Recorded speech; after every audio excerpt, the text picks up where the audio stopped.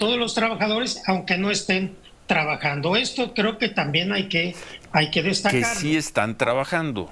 Vamos aquí ya con jueces y magistrados, sí están trabajando. A ver, los están asuntos trabajando urgentes para lo que llaman casos urgentes. Sí. Y eso no es ni el 10% del trabajo del Poder Judicial Federal. Están en la misma condición que en la etapa más extrema de la pandemia, que duró muy poco, por cierto, y empezamos a trabajar muy pronto con mucho mayor nivel de trabajo que el que tiene ahorita el Poder Judicial. Es una falacia decir, estamos trabajando con casos urgentes que además, urgentes según convenga, porque ahora es urgente admitir amparos en contra del proceso de reforma constitucional. Entonces, las cosas hay que decirlas con claridad.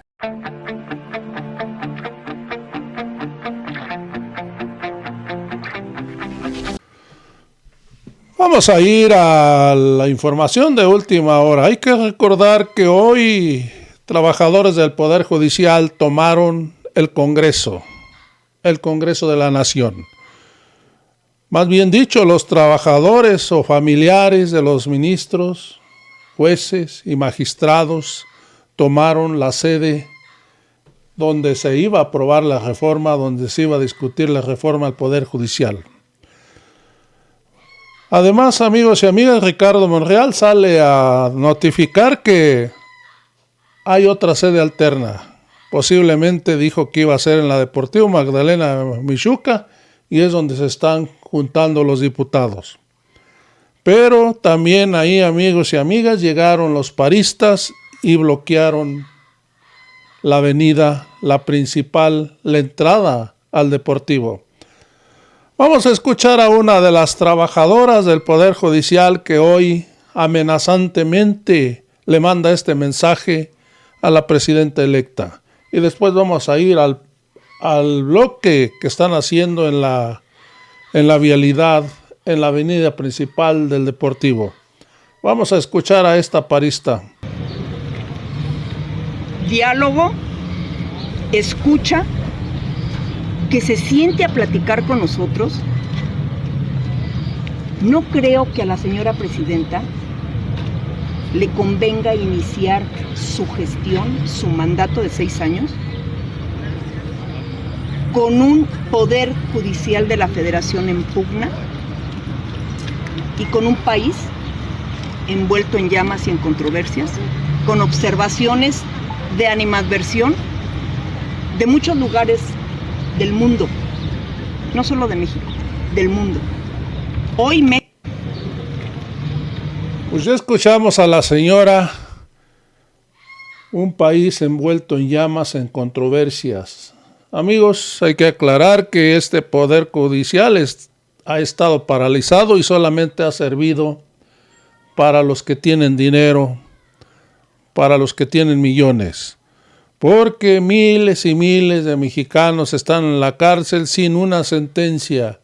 ¿Y por qué? Porque no tienen para pagar un buen abogado o no tienen para comprar a un juez para que le saque el caso a su favor.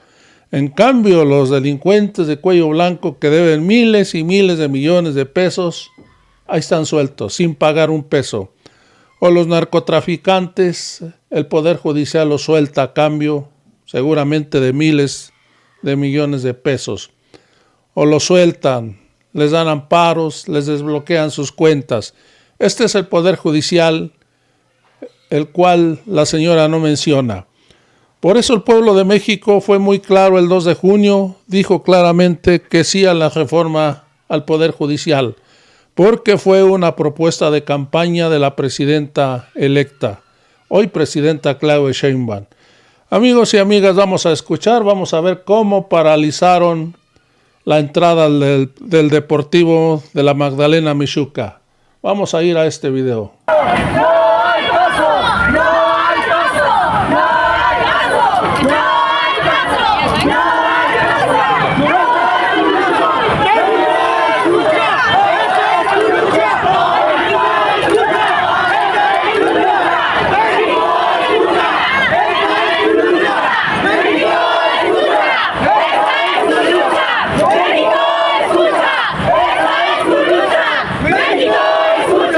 ¡Esta es tu lucha!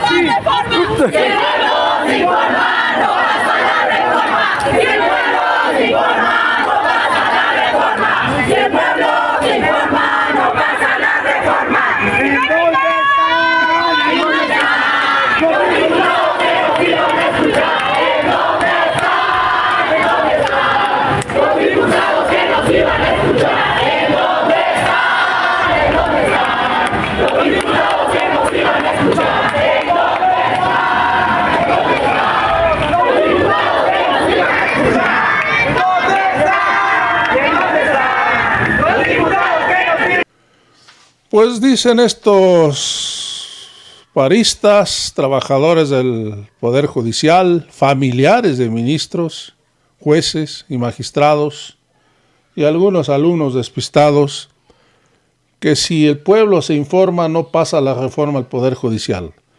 Hoy el pueblo de México está más informado que nunca y ha vivido en carne propia la injusticia del Poder Judicial, la corrupción del Poder Judicial.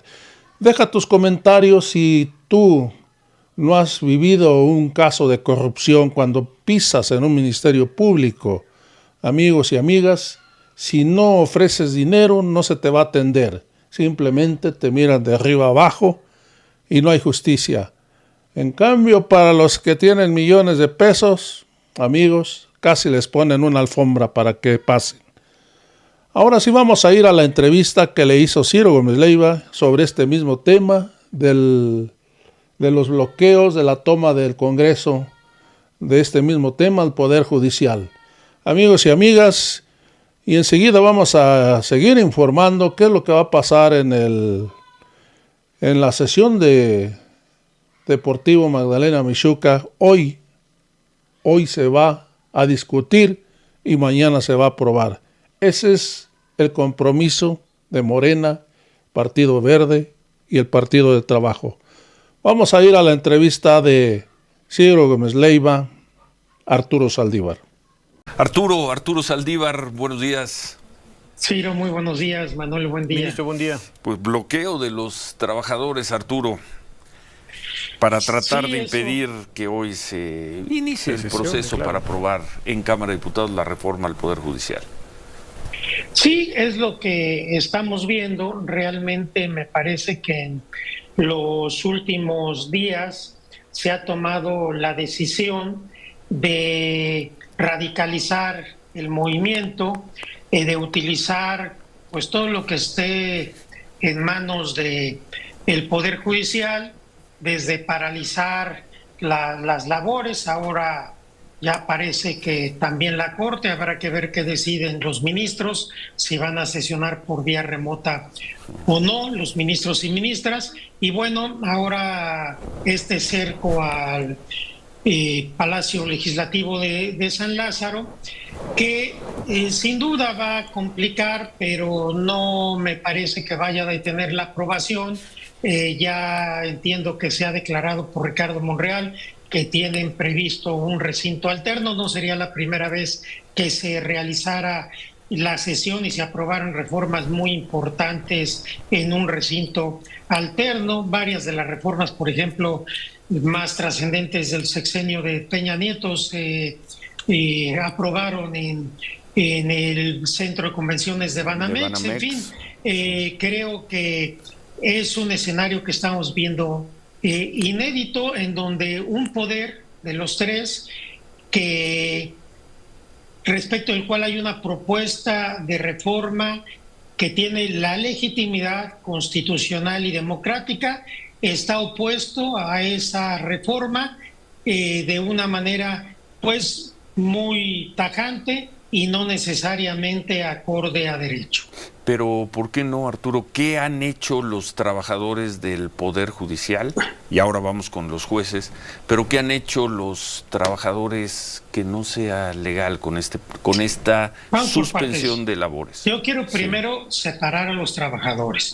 Dijimos desde un principio que los trabajadores tienen garantizados todos sus derechos con la reforma. Y hasta donde entiendo, no ha habido un paro de labores ordenado o comandado por los trabajadores. El paro de labores fue decretado por los titulares, por los magistrados y por los jueces, y los trabajadores están sumados a eso. Perdón, Arturo, son dos cosas distintas. Sí. El lunes, hace 2 semanas, comenzó un paro de trabajadores. Pero fue parcial, no era el sindicato. Todo ha sido parcial, todo ha sido parcial. A ver, todo ha sido parcial. Ese paro de hace 2 semanas de un lunes fue muy minoritario los trabajadores del Poder Judicial. Incluso en ese mismo día, el líder del sindicato mayoritario salió a declarar que el sindicato no se sumaba al paro porque sus derechos estaban garantizados y ya habían tenido pláticas con los legisladores. Creo que eso hay que aclararlo. Sí. El miércoles siguiente... Perdón, nada más, punto sí. número 1, trabajadores. Sí. Y las cosas siguen Sí. así, ¿eh? 2 semanas después, los empleados y trabajadores siguen en paro. El sindicato no se ha sumado. Antes de ir al paro de jueces y magistrados, los que son empleados, todos los que han parado en el Poder Judicial y no son ni jueces ni magistrados, están en la posición de hace 15 días. El sindicato está en la posición de hace 15 días y parecería, es imposible contarlos, que hoy hay mucho más empleados del Poder Judicial en paro de los que había hace 15 días. Esos son los empleados. A ver, no es posible que no estén en paro si los titulares del Poder Judicial están en paro. O sea, ¿cómo vas a trabajar en un tribunal si los magistrados y los jueces están en paro? Entonces, eso me parece que es lógico. El paro de los trabajadores sigue, el paro que decidieron de manera mayoritaria, con una votación dentro de los titulares muy amplia, este paro. Pero este paro, primero, es un paro que es contrario a derecho porque no pueden paralizar una función esencial del Estado. Eso es bien importante decirlo. Tienen paralizada la justicia desde entonces federal de manera indefinida. Y en segundo lugar, porque el Consejo de la Judicatura decretó por una votación de 4-3 que se le siga pagando a los titulares y a todos los trabajadores, aunque no estén trabajando. Esto creo que también hay que destacar. Que sí están trabajando. Vamos aquí ya con jueces y magistrados, sí están trabajando. A ver, los están trabajando urgentes para lo que llaman casos urgentes. Y eso no es ni el 10% del trabajo del Poder Judicial Federal. Están en la misma condición que en la etapa más extrema de la pandemia, que duró muy poco, por cierto, y empezamos a trabajar muy pronto con mucho mayor nivel de trabajo que el que tiene ahorita el Poder Judicial. Es una falacia decir, estamos trabajando con casos urgentes, que además urgentes según convenga, porque ahora es urgente admitir amparos en contra del proceso de reforma constitucional. Entonces, las cosas hay que decirlas con claridad, no usar eufemismos. Está paralizada la justicia federal casi en su totalidad. En teoría están abriendo para casos urgentes, pero esto no es ni el 10%, reitero, del trabajo del Poder Judicial Federal, y hay que decirlo con claridad, y esto aparentemente pues seguirá por un tiempo indefinido. Después, el cerrar los accesos a San Lázaro, me parece pues que es una medida de radicalización que, reitero, no va a lograr, desde mi punto de vista, parar la reforma, pero sí genera un ambiente de tensión que no sería el más deseable. Muy al estilo López Obradorista, lo que hizo tantas veces el López Obradorismo en el PRD o luego en Morena. Son resistentes, también podemos decir que son las resistencias cívicas, saben que serán derrotados, saben que en una sede alterna se votará, pero es el estilo López Obradorista de protesta. Tú lo acabas de decir, lo vimos en el 2013 y en el 2014 en la aprobación de las que se llamaban reformas estructurales. Lo que yo quiero insistir es que es un poder del Estado resistiendo indebidamente, fuera de derecho, a una legítima reforma que nos puede gustar o no, que está realizando el Poder Revisor de la Constitución con el poder que en aquel entonces era un partido urnas. Político oponiéndose, por ejemplo, a una reforma electoral en el 2000, no recuerdo si fue en el 2013 o en el 2014. Es muy diferente un partido político a un poder del Estado, sobre todo una reforma que no hay un poder del Estado, aquí son trabajadores, son empleados que forman parte de un poder del Estado. Y sobre todo yo me quiero referir a los titulares, porque hablar de los trabajadores es distinto. Los titulares son los jueces, los magistrados o los ministros. Bueno, a ver, tenemos que hacer pausa y seguimos conversando hoy vía remota con Arturo Saldívar. Son las 8:20, volvemos. 8:25, retomamos la conversación hoy vía remota con Arturo Saldívar. ¿En qué nos quedamos, correcto, Manuel? Ciro. Con este planteamiento que está haciendo el ministro Saldívar sobre que los jueces y magistrados, pues bueno, son los que han estado encabezando los paros, los bloqueos, no necesariamente los trabajadores, si bien entendimos, ministro. Lo que yo dije y lo sostengo y es simplemente ver la cronología, que el paro total del Poder Judicial Federal se dio aquel miércoles en que deciden paralizar todos los titulares, jueces, juezas, magistrados y magistradas. Ahí viene el paro del Poder Judicial Federal y lo delicado que quienes son titulares de una función pública esencial del Estado se vayan a paro, sigan disfrutando de sus percepciones y sus prestaciones sin estar cumpliendo su obligación constitucional con el pueblo de México, con la gente. Eso es lo que estoy diciendo, me parece delicado, lo entiendo, todo indica que se ha tomado la decisión de radicalizar la situación y en eso estaremos.